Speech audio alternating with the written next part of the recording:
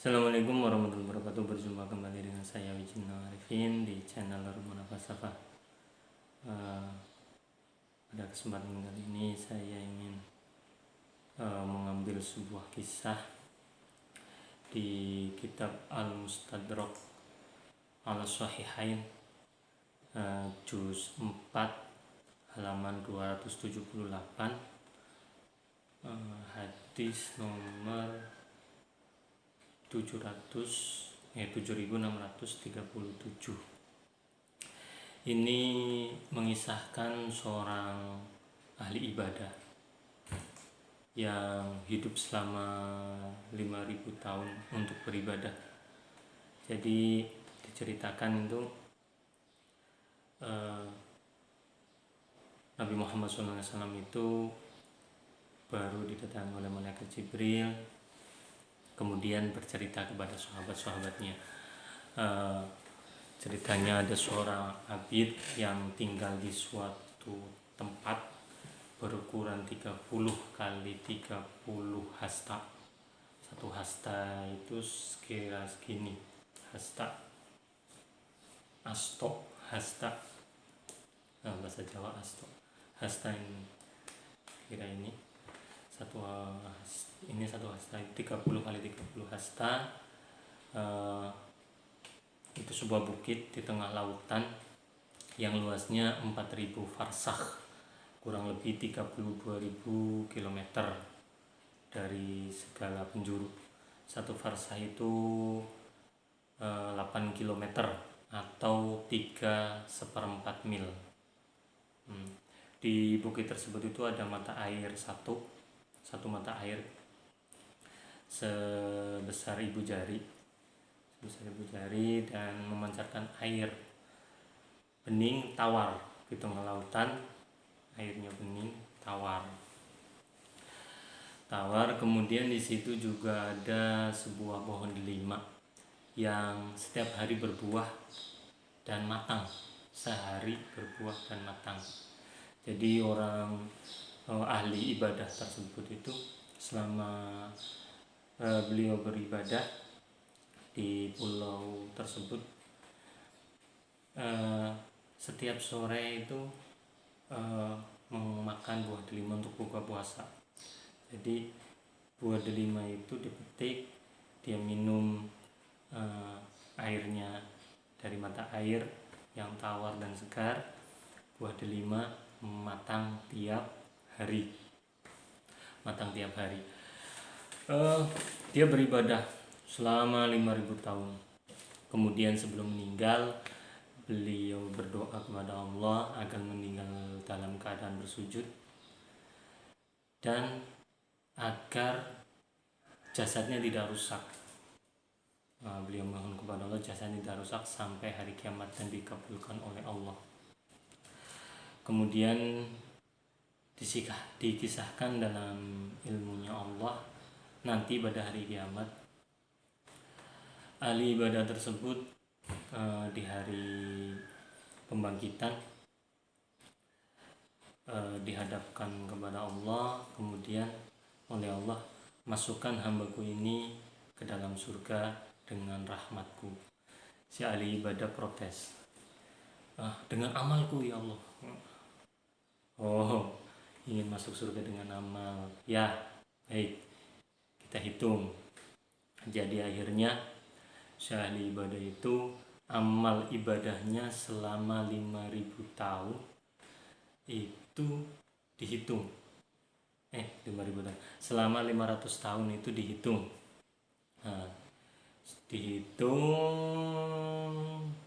antara amal ibadahnya dengan nikmat yang sudah diberikan oleh Allah. Ternyata amal ibadahnya selama 500 tahun yang digunakan hanya untuk ibadah. Siangnya puasa, sholat malamnya digunakan untuk sholat malam. Karena ini sebelum syariat Nabi Muhammad ya. Jadi mungkin belum ada sholat 5 waktu. Sholatnya seperti apa tidak tahu, pokoknya intinya ibadah, siang malam ibadah. Keluar hanya untuk minum makan buah delima setiap sore saja, itu pas waktu buka. Lah dihitunglah amalnya 500 tahun yang habis untuk ibadah selama 500 tahun. Itu ternyata amal 500 tahun itu tidak mampu menandingi nikmat dari satu mata. Matanya satu, baru satu, nikmat penglihatan satu mata, belum dihitung dua. Dihitung satu aja masih beratan nikmat penglihatan dari mata satu. Jadi akhirnya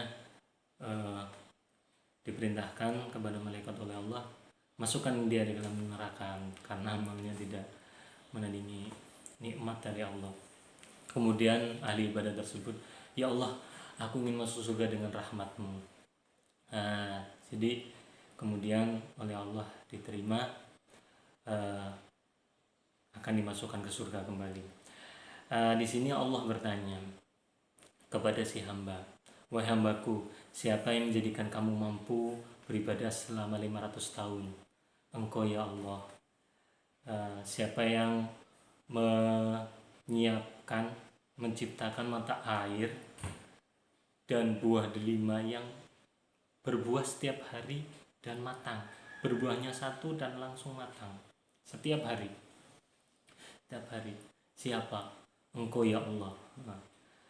Jadi dari ibrah, dari kisah tersebut kita itu diminta oleh Allah jangan merasa sombong terhadap amal ibadah kita, karena amal ibadah kita itu nilainya seperti apa kita tidak tahu. Apakah saat kita sholat, misalkan itu kan dikisahkan kalau kita sholat, setiap kali kita sholat itu akan selesai sholat itu akan dilaporkan kepada Allah. Jika bagus diterima Allah, tidak bagus itu akan dilempar ke muka orangnya seperti kain lap yang kotor, dilemparkan kembali kepada kita.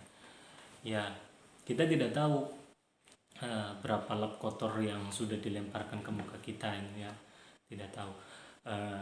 Kita hanya berharap amal ibadah kita diterima oleh Allah, apalagi di bulan puasa ini, di penghujung ini sudah ke-27, hari ke-27, kita berharap ya ke-27 ya, ini hari ke-27, kita berharap kepada Allah amal kita diterima. Kita berharap tahun depan masih bertemu dengan bulan Ramadan lagi, karena ini sudah hari ke-27, tinggal 3 hari atau mungkin hanya 2 hari kalau ternyata nanti Riyadul Hilal di hari 29 terlihat. Jadi jangan terlalu jadi kita beribadah kepada Allah dengan ikhlas saja, semoga amalnya diterima. Walaupun dalam Al-Quran surat An-Nahl ayat 32 disebutkan, A'udzubillahi minasyaitonirrajim, alladzina tatawaffahumul malaikatu thayyibina yaqulu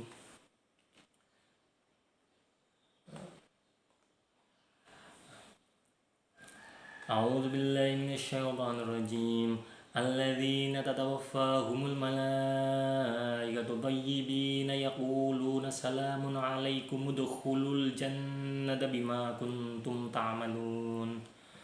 Yaitu orang-orang yang diwafatkan dalam keadaan baik oleh para malaikat dengan mengatakan kepada mereka, salamun alaikum, keselamatan atas kamu sekalian, masuklah kamu ke dalam surga, itu disebabkan apa yang telah kamu kerjakan.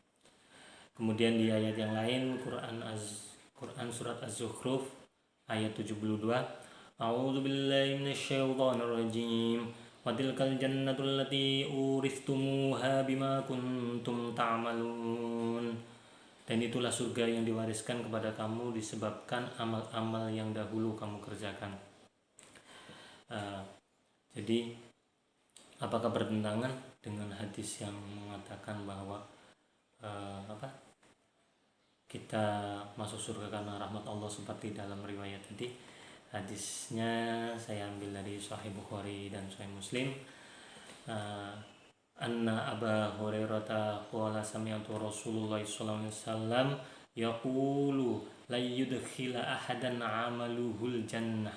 Qalu wala anta ya Rasulullah? Qala la wala ana illa ayyataghammadanillahu bi fadli wa rahmatih. Sesungguhnya Abu Hurairah berkata, ia mendengar Rasulullah SAW bersabda, amal seseorang tidak akan membuatnya masuk surga. Para sahabat bertanya, engkau juga tidak wahai Rasulullah?